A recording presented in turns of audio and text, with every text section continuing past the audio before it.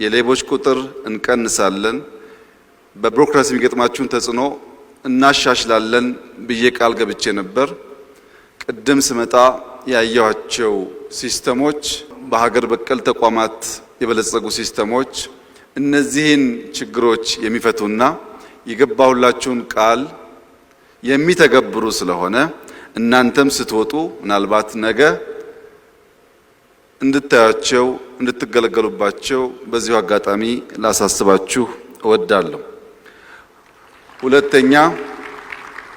ሁለተኛ ቃል የገባሁላችሁ ጉዳይ በታማኝነት በእናንተ ገንዘብ ኢትዮጵያን እንሰራለን የሚል ነበር። አሁን አምና ቃል የገባሁላችሁን መናገር እምብዛም አያስፈልግም። ከዚህ ወጣችሁ ወደ ቤታችሁ ስትሄዱ በማስተዋል ግራና ቀኝ 20 ኪሎ ሜትር 30 ኪሎ ሜትር ብትጓዙ የናንተ ገንዘብ $1